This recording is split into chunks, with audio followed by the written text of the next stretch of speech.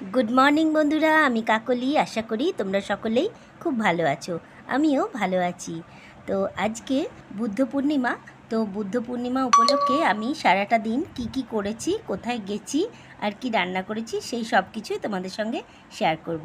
সঙ্গে থাকো আর পুরো ভিডিওটা কিন্তু দেখতে থাকো। খুব ছোট্ট ভিডিও, পুরোটা দেখার অনুরোধ রইল।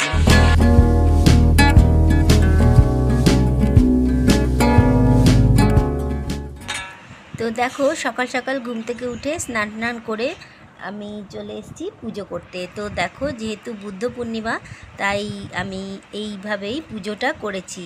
একটা বুদ্ধদেবের মূর্তির একটা এরকম ফটো আমার কাছে ছিল, সেটাই একটু ঠাকুরের আসনে রেখে ফুল দিয়ে আর কিছু ফল মিষ্টি দিয়ে আমি পুজোটা করে নিয়েছি। তো ঘরে একটু সব ঠাকুরকেই যখন পুজো করছি, তো পূর্ণিমার দিন খুব ভালো একটা দিন, তাই এইভাবে পুজো করলাম।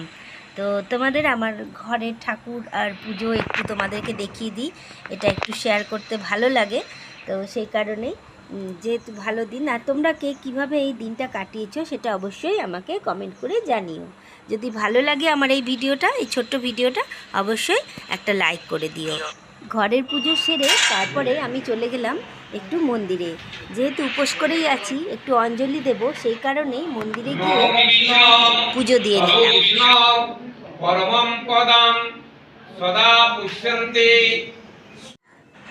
ওই মন্দির থেকে বেরিয়ে নারায়ণ পুজো হয়ে গেছে, তারপরে ওখান থেকে বেরিয়ে আমি অশ্বত্থতলায় একটু প্রণাম করলাম। তারপরে চলে গেলাম শিব মন্দিরে।